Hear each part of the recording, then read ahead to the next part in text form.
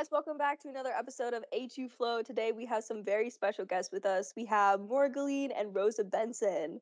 Woo! Hi guys. This is where you wave. Hi. All right. Moira has been my roommate for the past 4 years, and Rosa's been my friend for the past 4 years. But honorary roommate. Guys, what year are you, and what area are you studying? Oh, I'm gonna go first. So I'm a senior and I am studying chemistry in the integrated science program. I am also a senior and I'm studying forensic science. All right, so both of you met at Harrisburg University. Let's take it back to about high school for both of you. Let's start off. I know you're from very different areas, so let's start with Moira. Where did you come from, and what was your high school like? I came from Chester County and my high school was not the best. It was a TCHS, which is a technical college high school. So I was able to take college classes and I was able to take classes through Harrisburg at my school, which was pretty awesome. But the environment really sucked, so I couldn't wait to get out of it.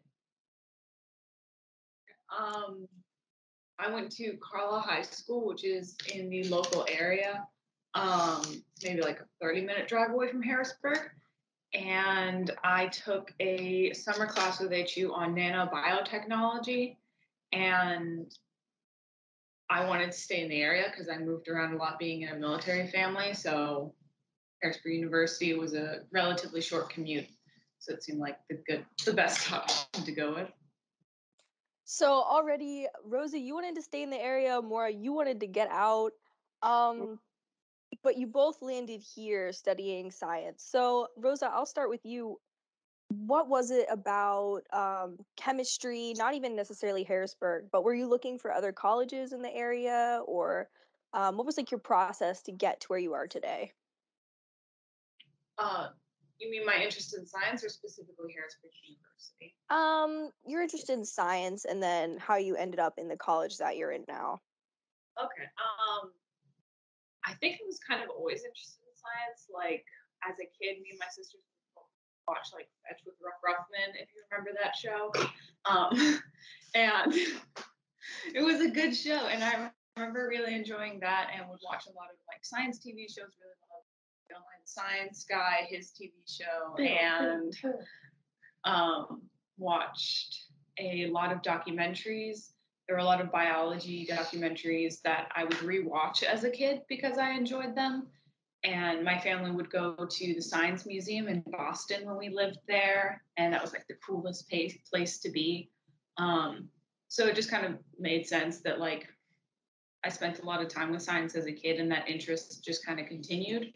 I landed on chemistry specifically because of my high school teacher senior year at Carlisle, Ms. Shallis, who now works at Harrisburg University. And I really enjoyed that class and I really enjoyed chemistry. And I discovered that I didn't like biology. I love animals. I love being around animals, but I absolutely hate the more technical parts of biology. So chemistry seemed like a good option. I applied to a couple schools in the area, like Penn State, Shippensburg, Dickinson College, and they were significantly more expensive and a longer drive away. And that's also kind of what brought me to HU was the price. Good. And there was a lot more focus on at HU for students have developing skills that they can use in their career. That's a big focus that HU has. Absolutely. Moira, how about you? What really I've always enjoyed science, especially as a kid, just like Rosa, except I hate chemistry.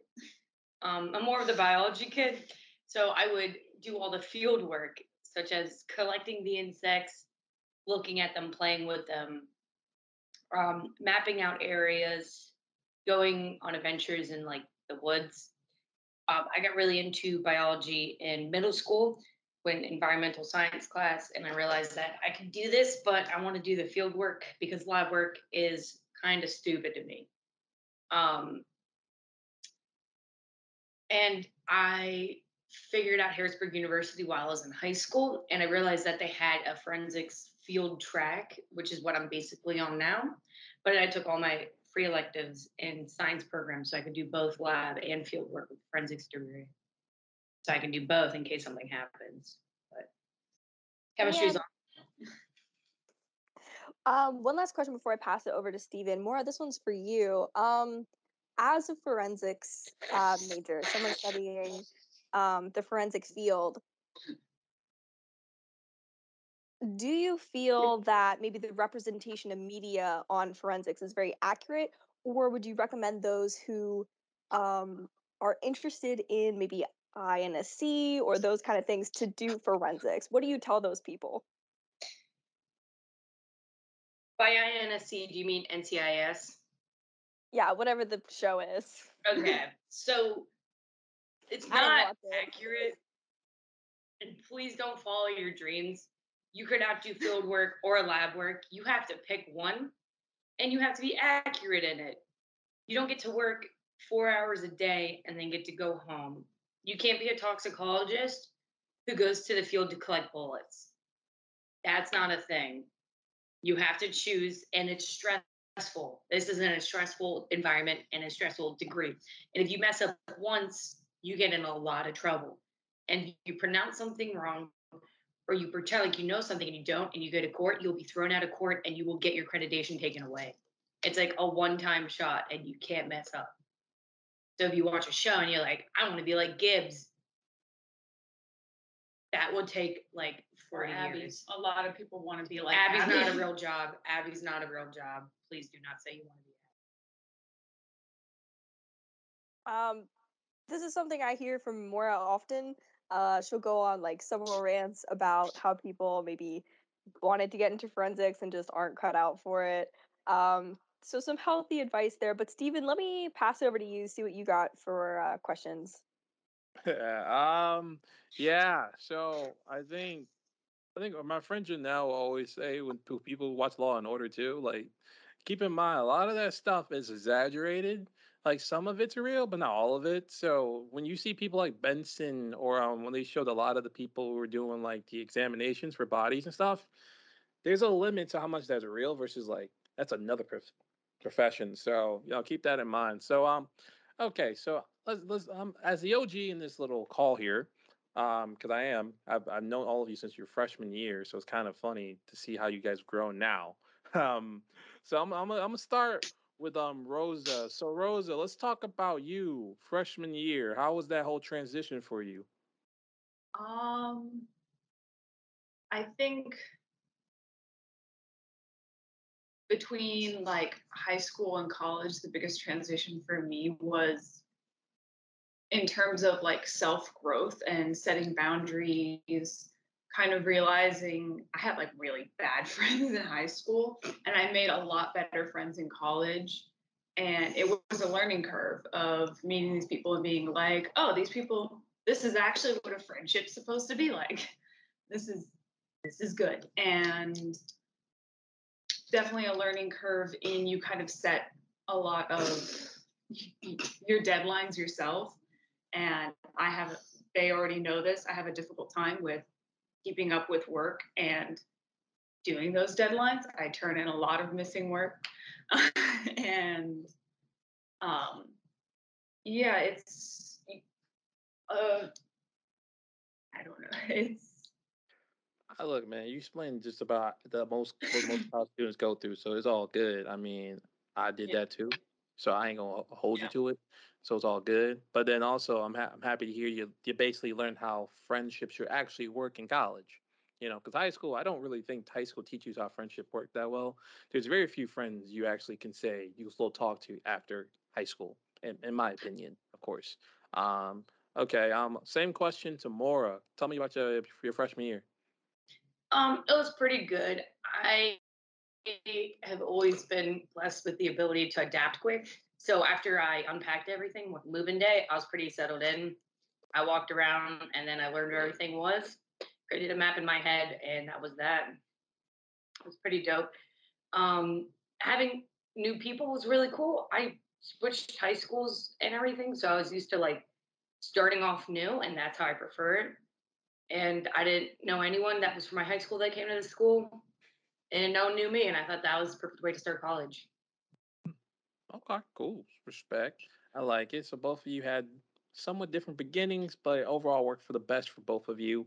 So kind of let's dive into the class aspect of it. So Rosa, I'll start with you.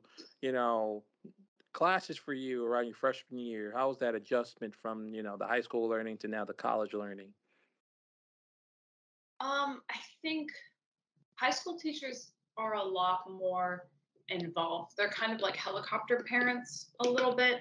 They're kind of always around and asking questions and making sure students are following. And a lot of professors, you need to do the reaching out if you're having a difficult time. They're not going to come to you and be like, hey, I noticed this and that, unless you're like a straight A student and you suddenly go to Eps. Um, and that was kind of difficult to learn to do, about to actually reach out and be like, hey, I have stuff going on. Can you help me with this or that? Or I'm having a difficult time understanding this specific topic. Um, but college professors are cool. I've had a lot of really cool professors who are really understanding and really want you to learn and understand what's going on, and will take the extra time with you to make sure you understand what you're learning. Okay. So that definitely changes pace. And I mean, I can attest to that as well. Well, some of them, not all of them, they do the thing to help you out. Most of the So, ones I've had are really dope. hey man, and that's even the better. Okay. Next, same thing to Mora. How about you? Freshman year for me was a little bonkers. So Oh, I know. I came in and I immediately started taking junior level classes freshman year because I already had so many college credits done. Um, no one thought to stop me. That was kind of cool. Thanks, everyone. Um, I got all A's though, and that was pretty dope.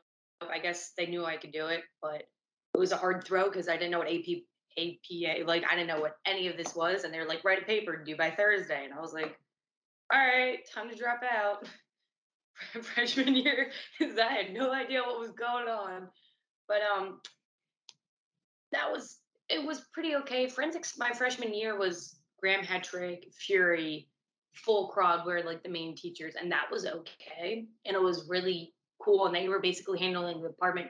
But ever since Professor Wise and Professor Yeagle came in, the forensics department has grown more and it's become very, very well off. So freshmen coming in now with the forensics degree, you'll meet Yeagle and Wise, and they will direct you to exactly what you want to do in the forensics field, and they'll listen to you for hours about what you want to do and whether or not forensics is good for you because it is stressful. So now they have a 125 intro to forensics class now, and they basically tell you if you're cut out for it or not based on how you handle in that class, which is awesome.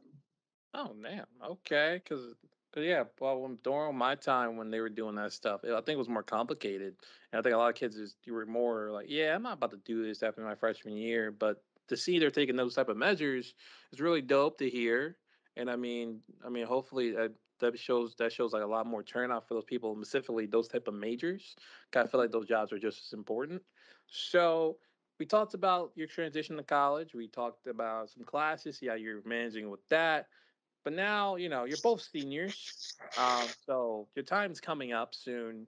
Um, May's approaching us. So I I wanted to dive. I know you'd be happy about that for sure. For sure. You're gonna have a lovely little walk and everything. So, Rose, I'll start with you. Have you been thinking about post grad plans, or like that's still something like I'll cross that road when I get there? I'm perpetually panicking about it. I am in a constant low state of panic. It's like static TV in the background.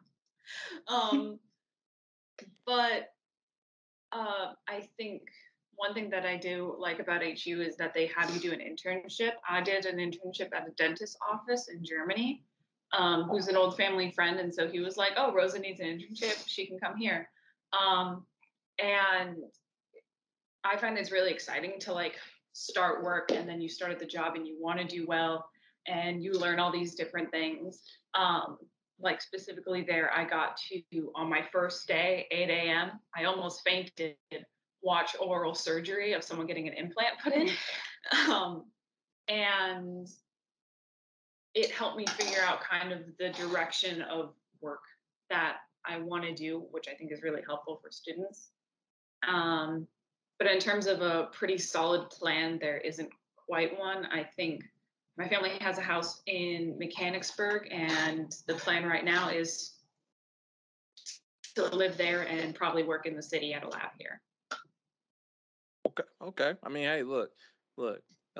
That is a better plan than most people. Most people just kind of go into that hole and die and just be like, yeah, I just got a degree, but big whoop. Like, it's fine to not know nothing. Like, I wasn't expecting no super grand answer.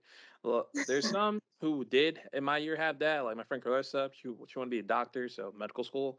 But it's okay to like not know what you want to do post grad. And if anyone tells you that that is not, then they're capping themselves. Trust me. Maura, how about you? It's terrifying. I've been in school since I was 5 years old. I've never not been in school. And it's gonna be the first time. I'm excited to make money. That's gonna be dope. But I've never not had to do an assignment by Sunday. So that's gonna be a good change of event. Like I'm never gonna have to get a grade back on a test if I don't go get my master's. But I'm looking at jobs right now. I think I'm going to go back to Chester County and work in PA, or I'm going to go to Quantico and try to get one of the training jobs they have there. Wait, Quantico, isn't that for like the FBI? Yes, but no. Yes, and yeah, come on. Depends. I only know that because a friend of mine moved down to Florida because she wants to be in the FBI, so she's going down for school down there. Why would So she go to Florida if it's in Virginia? no, because her master program is the college is in Florida. Oh, okay, that So makes sense. I was about to tell her she's in the wrong state. nah, Okay. she's chilling. But yeah, I only know about Quantico because of her. So that's why I was like, when you brought it up, I'm like, Yeah. all right, yeah, that makes sense. Quantico is a school you attend to go to the FBI, but they also at Quantico have separate jobs in the lab, and you can do one job I'm going to apply for is a trainee for trace analysis that I think I'm going to do. But since I don't really want to do lab work, I'm going to think a little about it a little bit more before I apply, and I'm going to try to find other field jobs such as like evidence technician or a forensic interviewer, which is a huge area of jobs right now. Okay. I mean, that sounds like a swell thing. I mean, I've known you now for many years, so hearing that kind of plan from you. Well, the thing is, fun. So, fun fact about people, to so you guys understand where I'm coming from. Mora is smart, but she doesn't really show it. And it's like I've known her for so long now that like when I first interacted with her, she made herself seem dumb, but she's not. So I here's knew why Laura I know was she's not smart dumb. from the start. No, No, if you're no, no, no, smart, no. then people want stuff from you. Why would I tell people I'm openly smart? No, no, Then no, they no, want. no. Well, that's why you're mean. True. That way True. people don't ask you for like homework and stuff. They'll be like, she's gonna bully They me. still try. True, and but then also your personality is like you know to say no. Like, and when you say no, it means no. So it's like that's why I'm always like, bro, show off. You know your smartness. It's cool. Like I always was always like curious, like why does she like to act like this? But then it's like it's more. So like I came to that resolution. So you know that's where I'm at. But in any Came case, to that a long time. um, huh? I came to that conclusion a long time ago. I mean, Probably after the first month, I was like, oh, I rolled over in bed. It was the first day of freshman year. I was gonna roll over and I was gonna say, good morning, trying to make friends, just moved into college. I roll over, I'm about to say good morning. This girl looks over at me, points to a hole in the wall that was there when you move in, because MVP is gross. And she says, did you do that? And I was like, I was so hurt. So I rolled back over and I said no. And then I didn't talk to her for a while. Then The she hole found was 4 inches above her on her bedside, so I wondered if she it kicked the was wall. there. If she was observant, she would have seen that it was already there when I moved in. Because she that moved in with me. So anyway, I'm about to these are say things that you learn when you get to know Mora. I know I thought why you that made the was. hole. I wanted to know because if you said yes, I would have gone and bought spackle and I would have spackled it. Nah, I just you, wanted to say good morning. No, bro. don't talk to me. It's morning. I'm about to say, I know why that hole's there, because that's from the previous people. Because the We Yeah, always- tell situation. me about the den in the fridge, Steven. Who did put this Whoops. in the fridge? I can't. I don't speak on things. It's been On 4 years. You can tell us now. wait. You said the thing in the fridge. You just said. The Yeah, the dent den on the in the fridge. fridge. Oh, if I recall, there was this. They were experimenting with something, and then that was the creation of it. Uh, Experimenting. What I mean by experimenting is a very unique time period in the life of college students where you do a lot of interesting things, if you're catching my drift here. And sometimes you have things that, yeah, yeah, yeah, let's just go with that. Because when they explained this thing to me, I'm like, I don't think I needed to know this. But then I don't live on campus at the time when that happened. Well, did they break the eggs inside of it? I'll leave that to your imagination. All right. That's when you get upset. Got my Trust. eggs. Trust me, just trust. But no, the whole that was from the whole argument.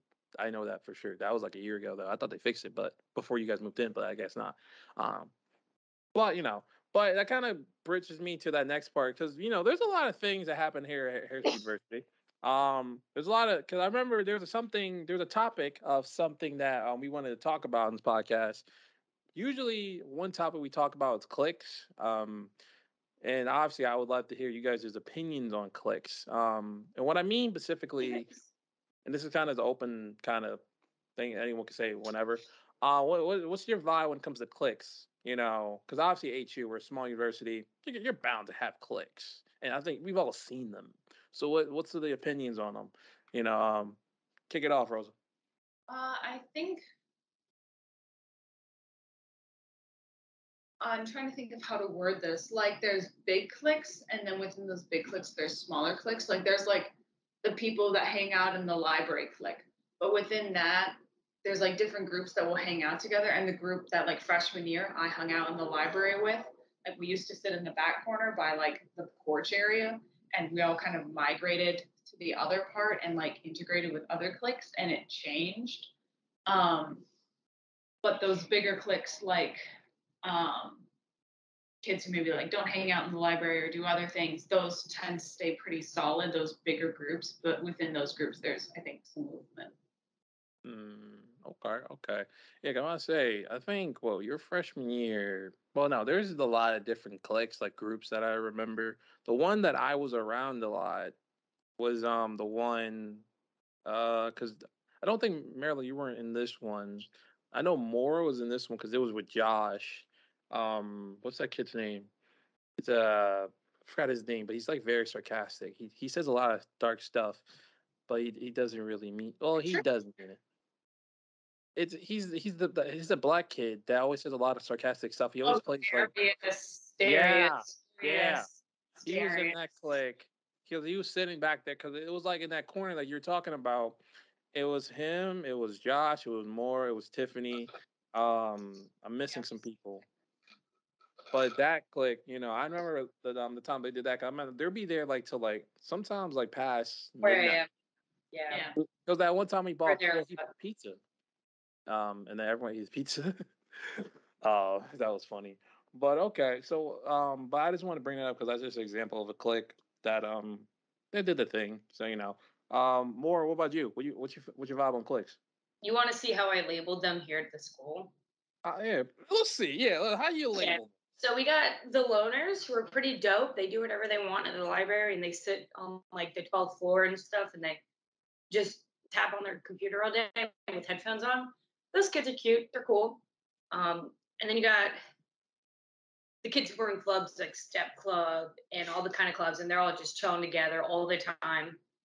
And then you got kids that came together from high school, clique, who were besties since freshman year. That was kind of cool. But then you got like the really moderately smart kids who think that they're hot, clique, and that was not good. That was not a good clique. They thought they were finally hitting their hot girl years, and this was them because they didn't have a fun time in high school. They were not good people. And then you have the fakers who would cheat lie and try to steal other kids' notes in class. Those cliques were not cool. Those kids who were all just there trying to cheat through HU, I'm glad most of them have left. Or gotten kicked out on academic probation. That those cliques were the worst because they all would hang out together and then talk about how dumb the school was and how hard assignments were. And I was like, it's a discussion post. Assignments aren't that bad. Like just do the homework. Like Rosa hands in homework late. Like if you just and I made it to senior year. Yeah, She's like, still here. She still made it. I don't Yeah. know how.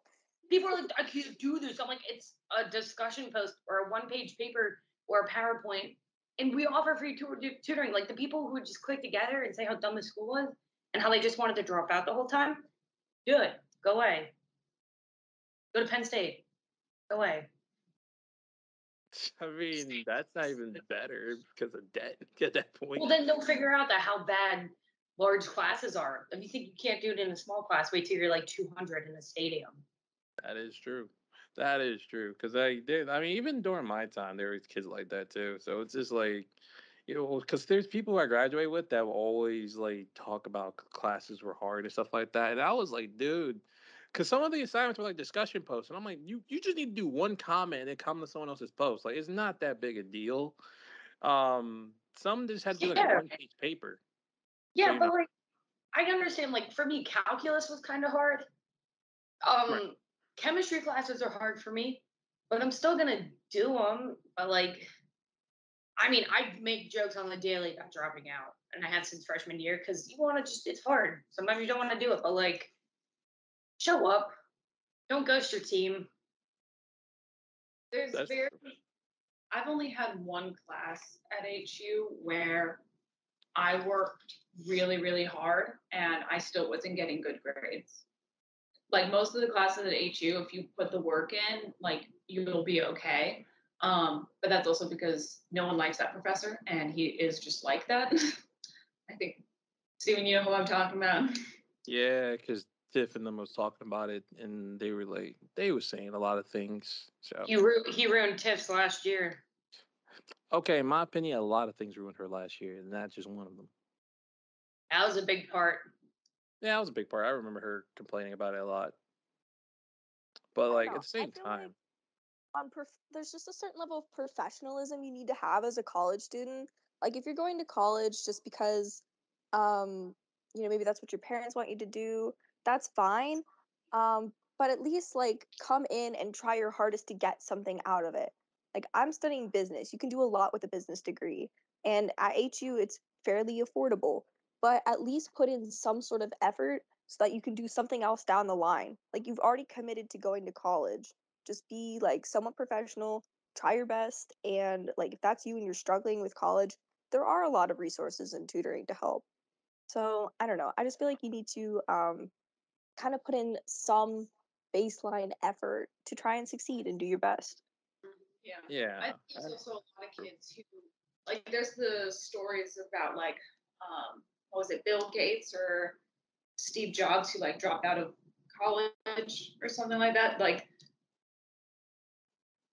I feel like there's an issue in that those stories standard where they're like, look, this person was super successful and they dropped out. It was like they dropped out of Harvard, first of all. And Good point. that not to sound like not everyone's super special, but not everyone's super special. Like it's the reason we hold these people up and they're like they're so amazing because they were special because they did do something amazing. Yeah, I mean, like, and not everyone is that. Like maybe you can drop out of college and start an amazing business and be really successful, but it doesn't work out for a lot of people. Or maybe you want to drop out of college and start being an artist and maybe you're really good, but unfortunately in like the art and music industry, being really good isn't always enough. yeah, I mean, sometimes it's okay. Like if you get to freshman year and you're like, wow, this ain't for me, you better just drop out then if you know it's not for you personally. Like if I would have gone to school for like a chemistry degree at a different university, I would have dropped out probably my first semester. Because I don't like chemistry. It wouldn't be for me. And it's absolutely okay to use college as a means to figure out what you want to do in life, because it might not be college. Maybe you decide that you want to go to a trade school and like do that as your education and then work in that form. that's completely fine, and that's what we're here as well, and why we talk about these issues on the podcast is so that if you're in high school or even if you are a freshman in college and you're thinking like maybe this isn't working out for me, that we'll have the opportunity to give you resources or hear from people that actually went through the degree and what they would change and our advice on like maybe how you need to figure out how to make decisions to figure out what you actually want to do to make you happy. True, Yeah, I true. mean, my brother went to trade school to become a mason, and he lays brick, and he does stone, and he works like construction sites. He makes a lot of money, and he's super happy. And he said he would have failed college because he failed, like, he didn't do too well in high school. So he makes a lot of money. Trade schools are valid. No, no, they're valid 100%. My boy Ryan went to HU. He left his junior year because he just didn't like enjoy the major itself. So he said I want to do construction, and now he does construction. Makes a lot of good money. Got his own car now. Is working on getting himself a little cool apartment. So it's like it's trade is great. Like no, anyone who tries to ditch trade or any other options outside of college, you're smoking that good stuff because it's not bad. And I think it's I like that we do talk about it on the podcast. Yes, we're a college podcast, but we have realities meaning statements here when we talk about stuff that like sometimes college is not it. So don't feel like you need to go there. College is a business. So like at the end of the day, you're playing with this little debt count on top of your head. That's how much money you're gonna be in debt if you want to play that route. But if you don't want to play that route and you're fortunate to get a full ride, great. You're one of the few. Many people cannot be like you. But if you can, good luck. Hopefully your studies go well. But yeah, that also brings me to something else I wanted to drop in. So here's my thing, right? So I think we've all met one person here at a university or someone we know. They have a habit of saying or talking about how they have a lot of work, but in reality, they don't. And here's my thing. Do you find I have so much work. What are you talking about? right, right, right, right, I right, have 10 assignments due a week. right? But here's my thing. How do you guys approach dealing with someone with fake energy in college? Like, how do you approach that? Well, when you get stuck in a team with them, you you just kind of wait till it gets to a point and then you report it to the teacher. But most time, I personally just tell them to piss off. I just don't hang out with them. I just tell them to simply go away. Those certain words. Moira's very blunt like that. I can't think of anyone at HU where they were like that, and I used to be friends with them. But I think I just kind of stopped hanging around them and that kind of thing. Mm-hmm. I had someone once tell me that they took a month off without emailing the teacher that they were going to be there because they had like tonsillitis or something. And I was like, that's not a month-long sickness, and you should still come to class. And I've like been with people where I was actually like in the hospital and I was working on a PowerPoint in the hospital because my teammate wouldn't respond and he wouldn't do it. So I had to do it all. And then he was like, I was busy. And I was literally like, what? How are you? I was like in the ICU. How are you more busy than me? I have pneumonia and I can do this. What is I your literally problem? was in heart failure making a PowerPoint and the doctor had to come and take my laptop away. Bruh, I was like, how are you more busy than me? I'm dying. I'm literally on a heart monitor. Like, I'm going to die. Please finish this PowerPoint. And he didn't respond. dude, no, the thing is, and a lot of people at home, when you're listening to this, she's not joking. She's actually telling the truth. I Yes. remember this, and it's like, because I really remember the day when I got told you were in there, and I'm like, wait, she's in the hospital? Is she okay? And I rush over there, and then you're just chilling there with your mom. I'm like, wait, what happened? Like, because no one told me what happened to you, and I'm like, what the? Someone tell me, and then you told me. I'm like, all right, as long as you're straight, or we'll be straight, then I'm gonna keep checking in. But like the fact that you're still doing your work on top of that, like, kudos to you. You got that. I don't know Yeah. how I'll do that. Because it's insane, like all this the crazy things that can happen in college to you, and how you approach that. Like that's just one story. Um, but I think there's plenty of them. But there's another topic that I think more you were talking about before we started recording that you wanted to talk about. If if you want to bring it up. I had a list. Okay, go down the list. No, no, no. That list is too big. and I probably should have talked about half of them. What was the Okay. topic we were going to discuss? Okay. Well, pick one that you think we can discuss on the podcast. Um, Because we got the time for it. You pick. Oh, look, science students, real quick. We don't need to talk about this, but I just want to say this: don't show up to lab in sandals. You will be kicked out. Lab and Open-toed shoes. Open-toed heels in lab. Put your hair up. Wear gloves. If you're handling semen, don't touch other things. If you're handling E. coli, please don't touch it and then touch your phone to your face. Oh. Please understand your surroundings. Please don't stick your finger in broth when you're making bacteria. Please don't drop something and then go oopsies and then not clean it up because you spilled bacteria everywhere. Please understand that you can't do these things as a science major. Okay. You should get kicked out of a lab. These are all real life scenarios I've heard. Yeah. These are all scenarios I have witnessed. Please heard don't go to lab in flip flops and then get mad at the teacher for kicking you out. Dude, no, I always like when because I've been in situations where I've seen like students get mad at teachers for getting kicked out, but they're in the right to get kicked out. Like, dude, if you're the instigator to the situation, if you're playing league in the back and the teacher kicks you out, you can't call them you can't call them a dick. Like you were playing a video game. Exactly, like, Or bro, you're playing Sims, like come on. Like of course you're gonna get kicked out. If you're not sneaky enough. dude, like in my major, well, because my major was interactive media for those at home. It's a gaming, technically a gaming major, but we learned a lot of different stuff. A lot of kids were like, well, before class, obviously, they'll be playing like League. I think League was like the most popular game in our school. Outside of that, I would probably put maybe Overwatch, maybe because of our esports team. But League was definitely the primary. So like before class, they would just be playing League or just queuing up, and I'm like, guys, as soon as the class start, like you can't run that match. 'Cause that match is typically run a while. But now they're still playing League even during the class, and like professors know about it. There were some professors who just knew, but just didn't care. But then there was a time where like, hey, you're gonna either play that or get kicked out. And like when they got kicked out, they got attitudes. So I'm like, what? They're playing the game. Whenever I've talked to high school students, I always tell them of like, have a good reputation with your professor. Like if you're the kid in the back of the classroom who is like playing League or something like that, and you don't understand an assignment or you need to make something up and you go to the professor and you're like, hey, I need some help, they're going to basically be like, screw you, you haven't been trying. But if you're actually like in class asking questions, they're going to be more willing to help you.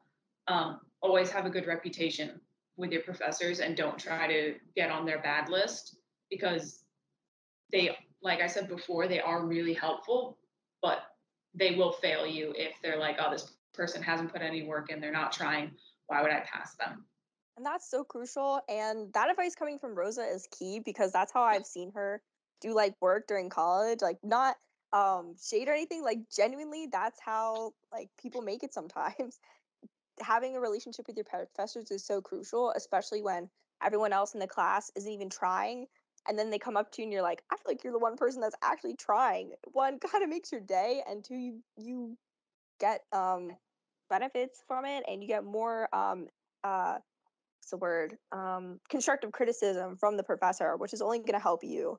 But I wanted to ask you, guys, because about your experiential learning. That's one thing that we do here at Harrisburg University, and I feel like whatever you pick for experiential learning really kind of highlights your interests and what you've been able to accomplish while you're here. So if you guys just want to like pick one or talk about a little bit about both of them, you both have some really interesting experiential learning that I feel like would be pretty cool to share with everyone. So Rosa, do you want to go first on that? So our internship and our projects that we did. You can talk about your most recent project because that one's pretty interesting. Okay. You want me to talk about my project? So I'm gonna keep slurping. Yep. And so I did my project, one of my project two, about synthetic fabrics, which are made out of plastic. And when they're worn and like washed in a washing machine, they release little fibers that are microplastics. So my experiment was I had to design and conduct an experiment, and my experiment was looking at polyester, acrylic, and nylon and seeing which of these fabrics released the most microplastic fibers and compared that to cotton. Surprisingly enough, cotton shed the most out of all of them. It was just spitting fibers out like crazy. Um, but I wrote about this for our seminar class that there was a lot of problem solving skills and figuring out stuff on the fly.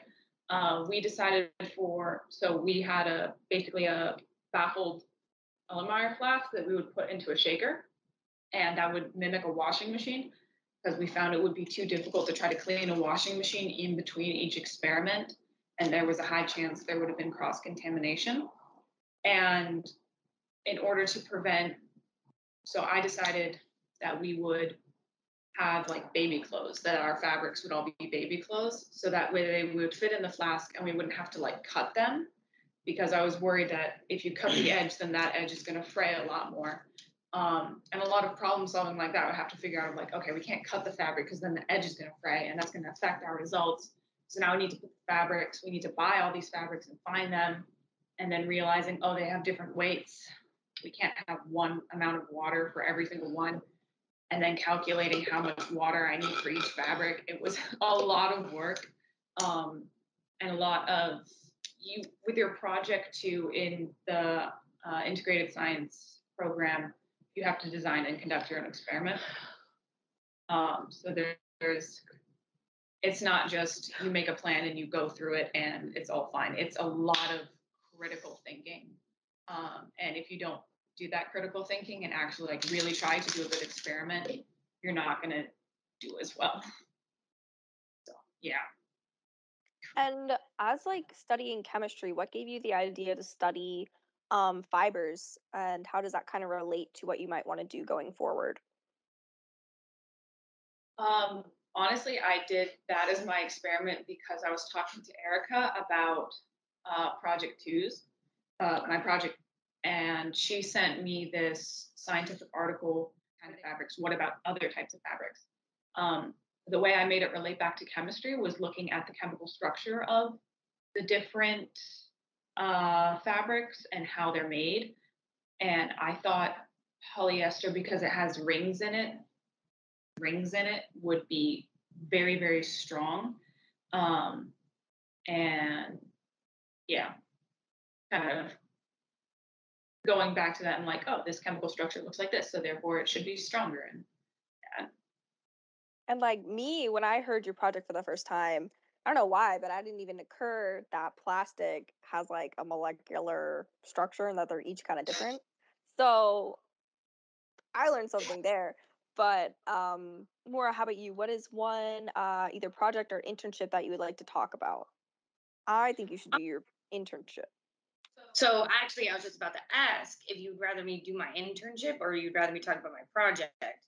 You can touch on your Uh, project because that was also interesting, but I think your internship provides maybe more of a real world experience that could be more relevant to your area of study.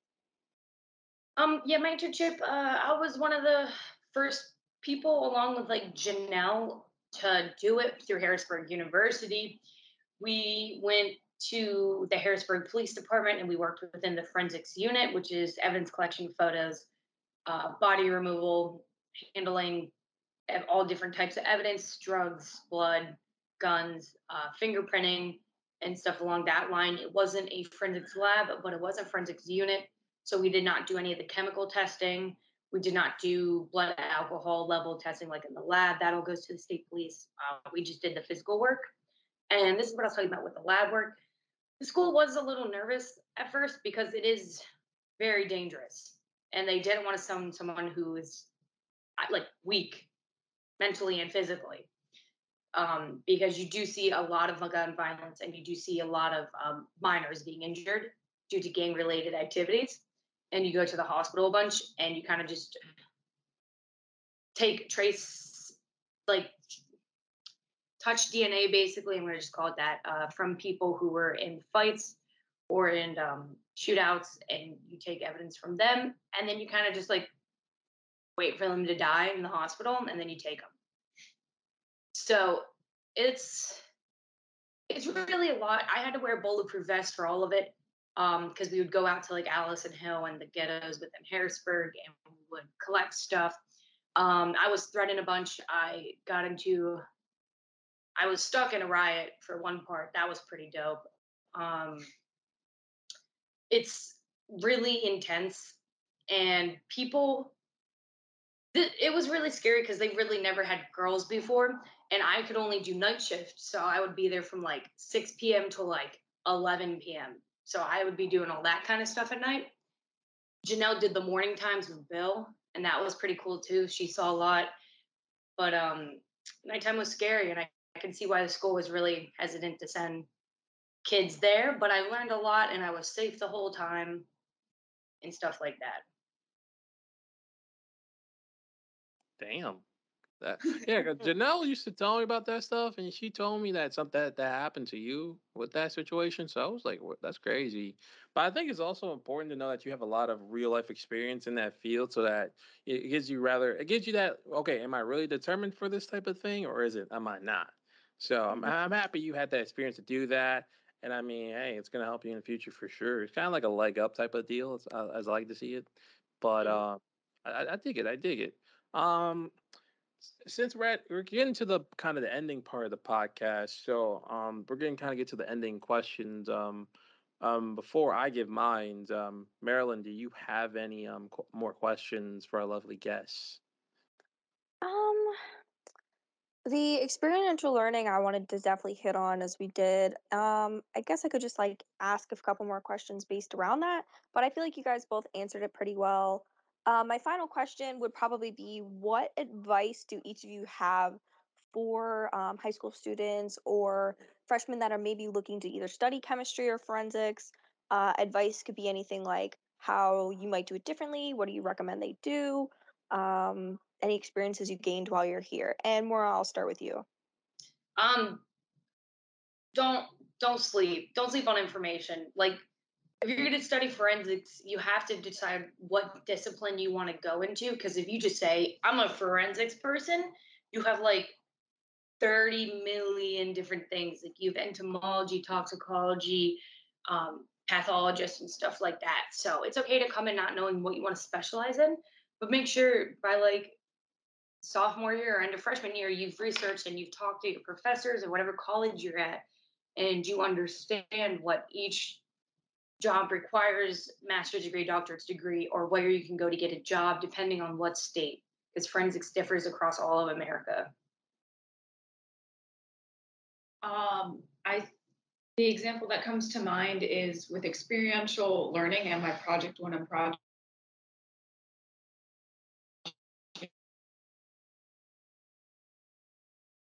two. You're prepared to be grilled. The professors will grill you on what decided to reference this study and that kind of thing, and you need to have an answer for every single question. And they're doing it for your betterment, so they know that you understand what you're doing and why you're doing it.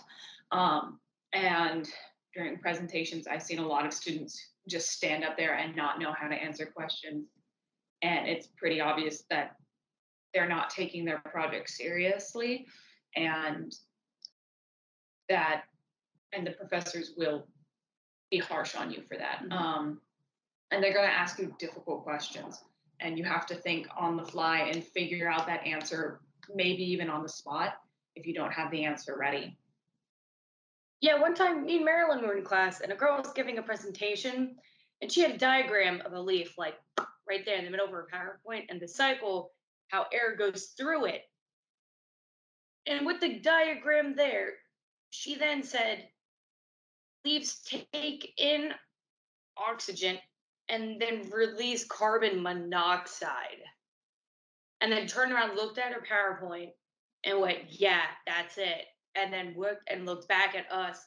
And our professor was like, oh no. And I saw her do that with her mouth. And I was like, how can you not prepare? Like she must have like paid someone to make this PowerPoint for her. Yeah. The example that pops to my mind, there was when I was doing my project two, the class was project one and project two people. And there was a girl who was doing her project one about how sleep affects college students and how sleep aids like melatonin would affect college students. And there were some like bullet points she put in her slides, which were literally just her opinion. They weren't scientific facts. She didn't have references. And was just sitting there, was like, oh my, no.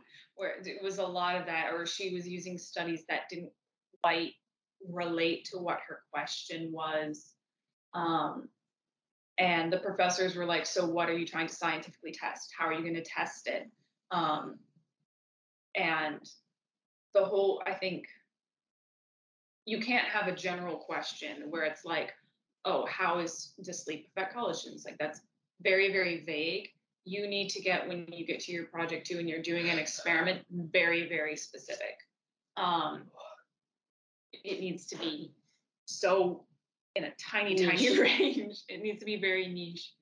I think the final title of my paper was like the release of microplastic fibers in modern washing methods, because we didn't technically use a washing machine, so I couldn't say washing machine and that kind of thing.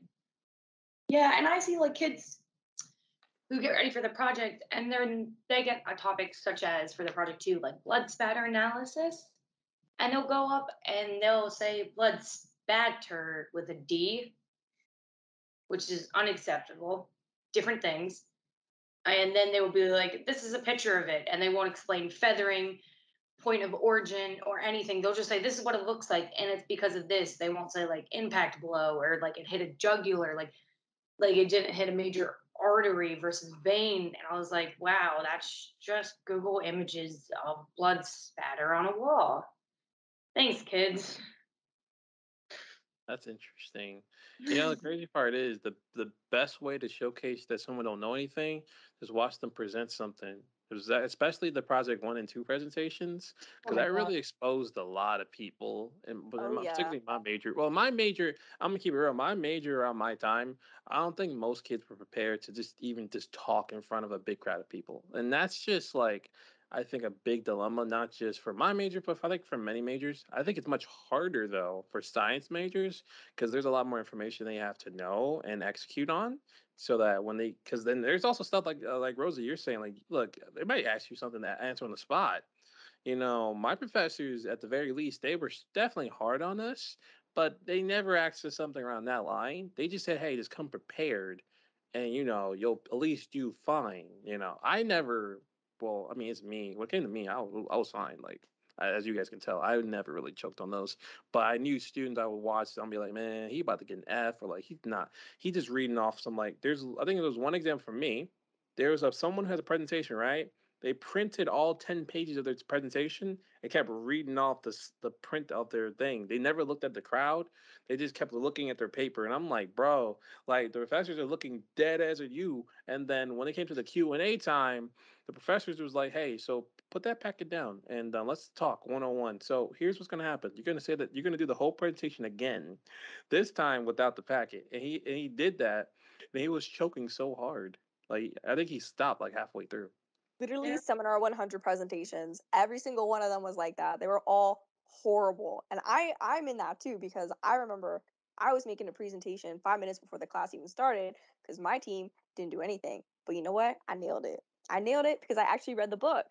You just have to apply yourself. And that's something I admire about both of you guys, is in the science realm where there's so much more scrutiny over what you do and what you present yourself as. You both have always had the knowledge and I'll say the professionalism to carry yourself during those presentations. And Stephen, if you have any other questions for both. Just don't lie. One last thing. It's that easy. If your professors give you comments about your presentation, like during a practice run, apply those comments. Definitely apply them. If you don't apply them, professors will take it a little bit personally that you didn't listen to their advice. There are some times where you have to listen to a professor and be like, I don't think that's a good idea. But most of the time, they're right. Like, for example, when I originally started my project, I had gone with too wide of a range. I was going to test acrylic, polyester, nylon, rayon, um, and like tights and a bunch of different other things and other organic fabrics like hemp. And one of my professors was like, I think you're going with too far of a range. And he was like, I think you need to narrow it down and really focus down because you're doing too much. And I'm really thankful I took that advice because I thought I would have a ton of time throughout the semester and I'd be done early. And I wasn't. I was working up until like the last minute. And if I had done all that extra stuff I wanted to do, it wouldn't have worked out. Yeah, and if you don't know something, just ask the day before you present, or the day not the day before you present, or the day before you have to hand in a paper. Ask earlier. Like I had one kid who was doing a presentation, and they asked, "Why does blood coagulate, and why is this important when it comes to blood spatter and when you look at pooling of blood?"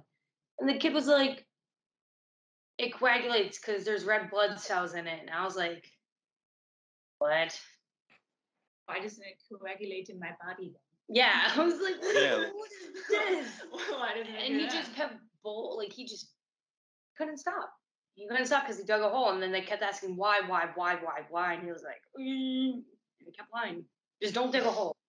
Just say you don't know. It's simple. Yeah, I'd rather own up, look like an idiot, than continue to lie and be and looking like a bigger idiot.